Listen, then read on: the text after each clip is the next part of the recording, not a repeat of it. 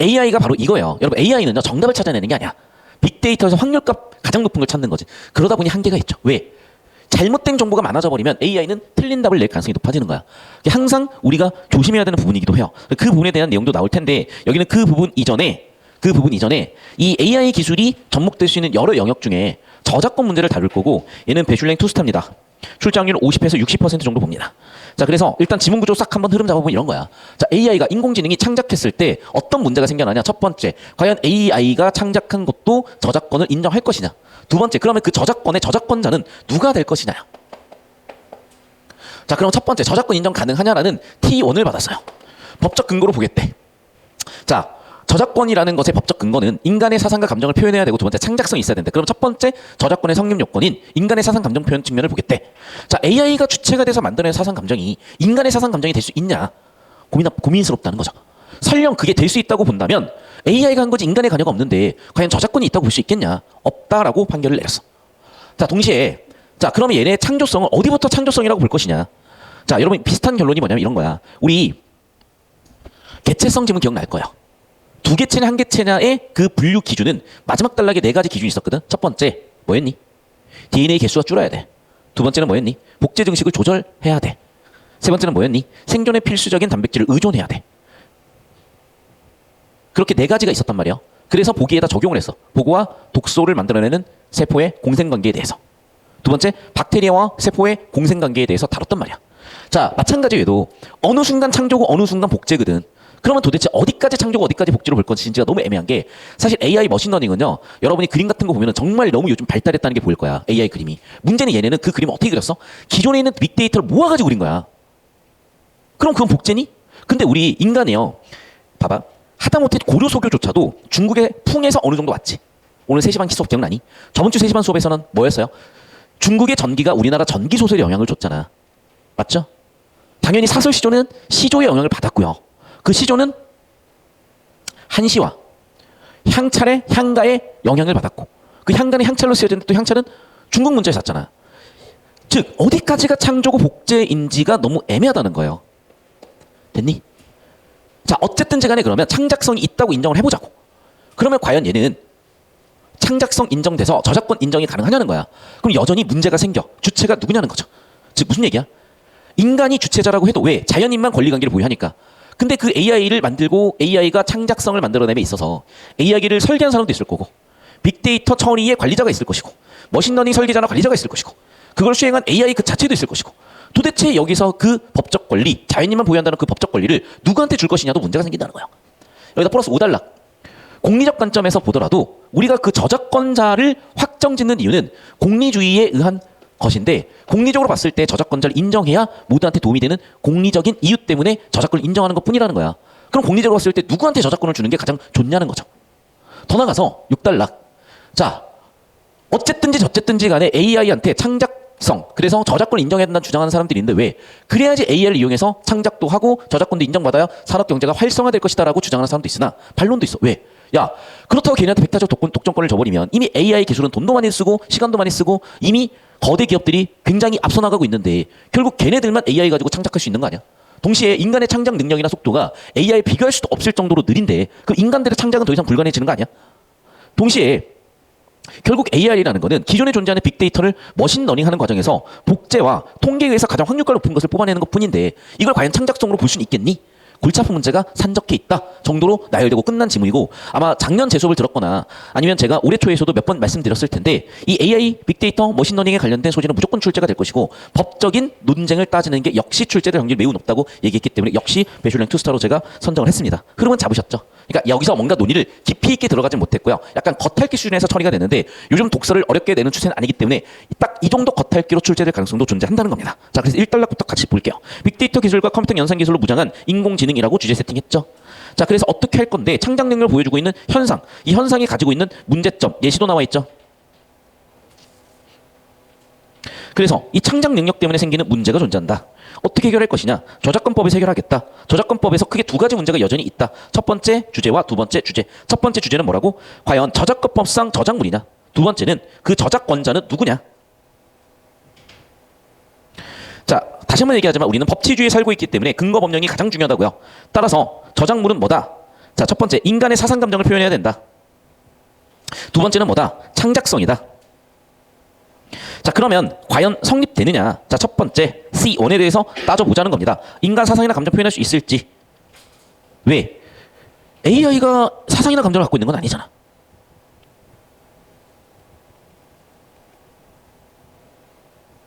하지만 거기에 대한 반론도 있죠. 야, 뭔 상관이야. 인간이 감동하면 그거 인간의 사상 감정 아니야. 인간의 사상 감정이니까 감동했겠지.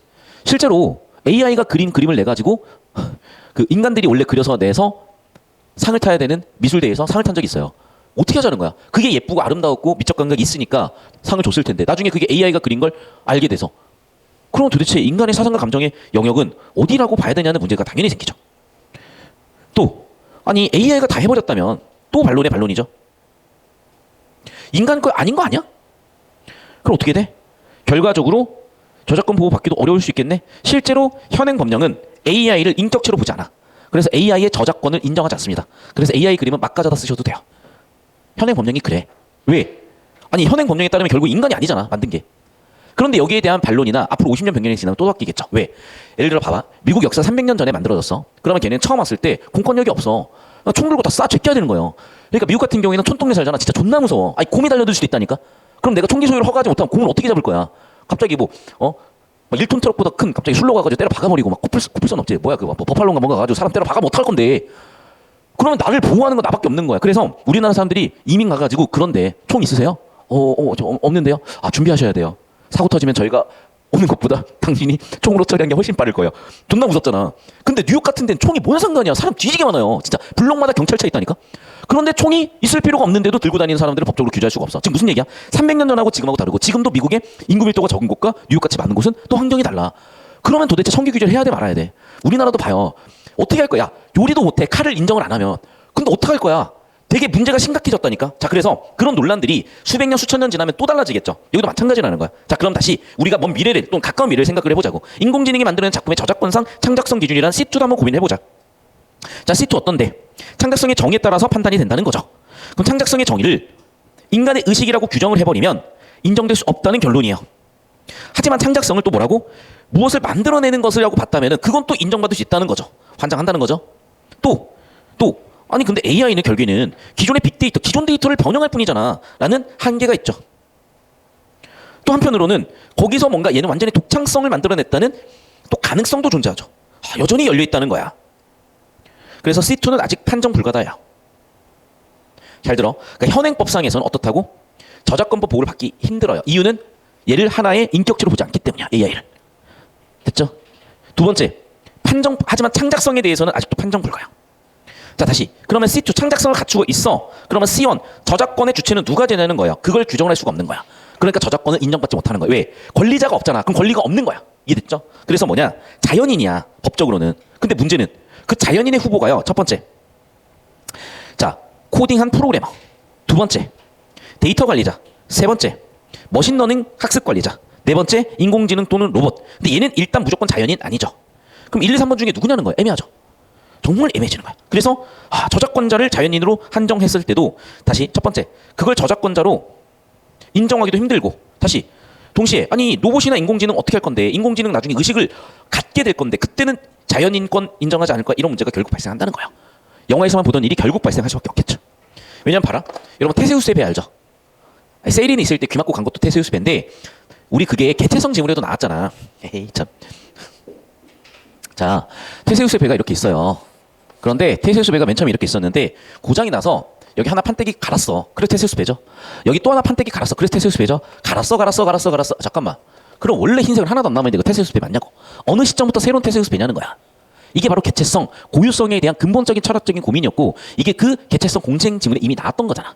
마찬가지야. 야, 내가 팔이 하나 날아갔어. 여기다 사이보그를 하나 달았어요. 다리 하나 날아갔어. 달았어. 뇌만 있어. 나냐 그러면? 심지어 뇌도 손상 가가지고 뇌를 갖다가 우리 뇌랑 똑같은 기능을 인공뇌로 바꿨다고 쳐봐. 그럼 도대체 언제부터 나고 언제부터 내가 아닌데? 이 문제는 무조건 앞으로 수백 년 안에 발생한다는 겁니다. 됐니? 특히 호모데우스라는 앞으로 인간의 미래에 대해서 다루는 저 글을 보시면 알겠지만 여러분 생각을 해봐. 여러분이 신체 능력에서 기계 못 이긴다. 정신 능력에서도 기계 못 이겨 곧. 그럼 여러분은 인간으로 살 거예요? 아니면 인간 능력을 초월하는 존재로 살 거예요? 선택해봐. 생존의 측면에서 무조건 초월하는 존재가 될 수밖에 없을걸요. 여러분은 여러분의 의식이 한계가 있기를 원해요? 아니면 무한한 영생을 누리길 원해요? 그 얘기야. 미쳐버리는 거야 이제. 즉 인간이란 존재가 아마 없어질 거라고 보는 게 호모데우스의 결론이에요. 그래서 언제부터 그거를 또 인정할 것이냐 너무 감고 여기는 다시 한번 얘기할게요. 그래서 자 인공지능에 의해서 만들어진 작품이 저작권법상 창작성의 요건을 충족시키고 창작한 자 즉 저작자가 누구인지 명확한 판단을 하더라도 또 문제가 생기는 이유는 공리주의 때문이라는 거야. 왜? 사실 저작권법은 공리주의적 관점에서 규정이 된 것이거든요. 즉 저작권을 인정해주는 이유는 뭐라고? 공리주의적 관점이야. 그래서 세 번째 요건인 공리주의도 다뤄야 된다는 거죠. 그럼 우리가 구조를 조금 놓쳤네. 다시 한번 얘기하겠습니다. 첫 번째 요건은 뭐야? 인간의 사상과 감정을 표현했어야 되고, 두 번째는 뭐야? 창작성이 있어야 되며, 세 번째는 뭡니까? 네, 공리적 관점이 저작권 인정의 세 번째 요건이라는 거예요. 여기까지 오셨죠? 헷갈리니까 얘 지울게. 그러니까 여러분한테 제가 자꾸 비교대조 정보에서 내용 읽지 말고 표출하는 게 저도 순간적으로 귀찮은데, 아니요, 여러분 그냥 귀찮은 거 뒤지게 해가지고 귀찮은 게 귀찮지 않아져야 여러분이 결국에는 편하게 이 상황들을 다 처리할 수 있습니다. 자, 마지막 6단락 볼게요. 한쪽에서의 주장이 있죠.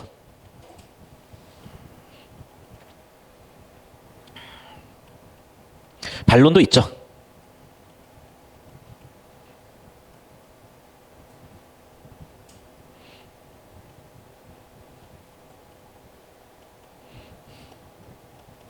됐습니까? 여전히 그래서 논쟁거리다 열렸어요.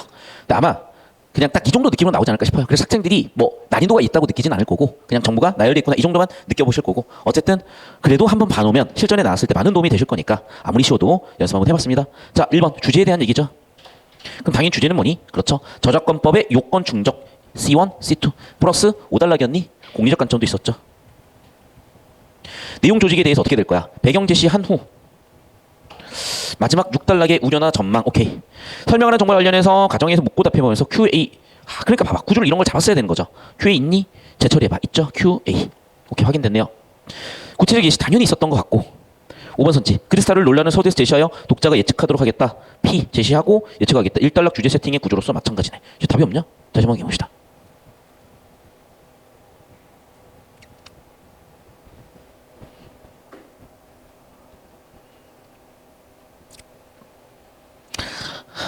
삼 번이네요. 왜? 이게 흥미 유발의 목적이 아니라 이 QA는 뭐라고? 주제 세팅의 의도인 것 같다. 맞죠? 상황 가정이요? Q를 다 찾아봐야 되겠다. 야. 자, Q를 다 찾아보자. 상황 가정인가? 상황 가정이 아니라 주제 세팅이잖아. 그쵸? 상황 가정이 아니라 주제 세팅이잖아. 봐봐. 문제가 뭐야? 누구한테 줄 거냐잖아. 맞죠? 저작권법을 충족할 수 있는가잖아. Yes or no 판정 의문이잖아. 흥미 유발이 아니라 주제 세팅 역할을 하잖아. 지금 Q들은 전부 다. 아닌가? 맞는데? 다시 한번 얘기할게요. 여기는 Q는 뭐라고요? 네. 문답이거나 독자 관심 유발이 아니라 상황 과정이 아니라 뭐라고? 네. Yes or no라는 그래 주제 세팅하는 역할을 하고 있다. 정답은 그래서 3번이다 설계하시면 되겠습니다. 넘어가서 8번 문제 볼게요. 저작권법 2조 2단락 근거법령이죠. 당연히 종부가치 높죠. 아까 요건 2번 자연인 전제라는 게 아마 3단락 주제였던 것 같은데 4단락 주제인가? 4단락 주제군요. 4단락이야. 4단락 주제군요. 인공지능이 만든 창작물의 경우 타인의 저작권 이용에 관한 저작권 침해 문제가 발생할 수 있다. 왜? 얘네들은 빅데이터 복제하니까. 맞죠? 이것도 뭐 2단락이나 3단락에 얘네 처리 과정 또는 마지막 6단락에 나와 있기도 하고 창작 방식과 속도 창작물 수정에 보이는 인공지능의 창작적 활동 6단락 역시 주제 세팅 공리주의 관점 5단락에 나와 있었는데 아니요. 공리적 이유에 따라서 귀속된다 그랬지 반드시는 아니죠. 정답 4번 끝. 즉 세부 내용이 아니라 소주제 잡으셨으면 즉 정보가치 높은 내용 잡으셨으면 역시 보였을 거다. 자, 9번 문제 보겠습니다. 공리주의 5단락 주제죠. 즉 공리주의적 관점 뭐다? 실정권론이고 그에 대립되는 게 뭐다? 자연권론인 거죠. 그래서 공공이냐 아니면 개인이냐. 즉 공공의 복리가 우선이냐 개인의 자연권이 우선이냐. 결국 그 얘기야. 자, 그럼 실정권론은 뭐라고? 공공의 이득이야. 그러면 공공에 대한 이득이 투자보호해서 산업진흥을 하겠다. 1번 괜찮은 것 같은데요. 자, 2번. 창작활동에 대한 정당한 대가라는 거는 자연권론이잖아. 개인적인 권리 보호니까. 창작물. 내가 봐봐. 자, 구조 잡으면 좀 더 명쾌해지거든. 잘 들어 얘들아. 자, 노력이나 인간에 대한 보상. 노동의 결과로서의 보상. 즉 창작활동에 대한 대가. 창작물이 알고리즘에 따라 생성됐어. 즉 알고리즘에 따라서 창작활동이 이루어졌어. 즉 공리적 관점이 아니라 그 창작물이 어떤 원인에서 시작했는지를 보는 인과구조가 이 이 자연권론의 핵심이고 따라서 2번, 3번은 자연권론적인 관점이 배경돼 있는 겁니다. 3번 선지, 4번 선지. 자연권론은 기존의 작품의 단순하고 과목적 변경을 간다 경우라도 효용은 다시 한번 얘기하지만 뭐라고 이거는 실정법이라니까. 공리주의라니까. 5번 자연권론은 경제적 유인의 제공을 통한 창작 활동의 증진을 중요하게 생각하므로 경제적 유인 이것도 공리적 관점이고 실정권이잖아요. 다시 한번 얘기하자면 뭐라고? 지적 노동의 결과에 대한 보상이다. 노력과 인격에 대한 보상이다. 즉 보상의 측면에서 볼 것이냐 사회적 효용 또는 경제 유인 같이 무슨 공리적 관점이나 사회적 관점을 볼 것이냐 구분해 보시면 되겠고 그럼 정답 1번 세팅 바로 됐을 겁니다. 자 마지막 10번 문제 볼게요. 여러분 지금 제가 훅훅 넘어가는 이유는 우리가 지금 파이널 이제 한 90일 남았잖아. 80일 남았잖아. 동시에 표처리나 구조처리는 너무나 익숙해져 있기 때문에 그걸 하면 제가 설명한 내용 훨씬 빨리 보일 거야. 그래서 다시 한번 얘기하자면 뭔가 지금 실력이 늘까 말까 하거나 확실하게 는다는 느낌 없는 친구는 무조건 표처리 하셔야 돼요. 확 늡니다. 그러면 제발 해주세요. 자 마지막 10번 문제 오늘 수업 마지막 문제입니다. 1번 토론 주제 인공지능이 만든 창작물에 대한 저작권을 인정하고 보호해야 되는가? 자 그래서 나의 주장은 예스야. 그럼 예스에 대한 근거가 있어야지. 자 그래서 창작성의 의무를 단순히 무엇인가 만드는 행위로 정의하게 되면 당연히 창작성 오케이라는 거예요. 자 두 번째 인공지능이 만든 작품 인간 마음과 머리를 감동시킨다면 역시 마찬가지 인간 것으로 볼 수 있다는 거예요. 자 지금 보면 이거 다 2단락이나 3단락에 나와 있는 AI의 창작성을 인정하는 주장에 대한 근거를 나와 같은 견해를 가지고 있으니까 잘 끄집어 온 걸로 보이거든. 1번, 2번은. 자 그런데 3번 봅시다. 인공지능은 문화 및 예술 분야에서 활발한 창작 활동을 바탕으로 인간의 사상 또는 감정과는 다르면은 이거는 저작권 인정 안 되잖아. 창작성 인정 안 되잖아. 정답 3번 끝이네. 같아야죠. 오케이. 2단락 요건 1, 2 주제로 세팅 끝.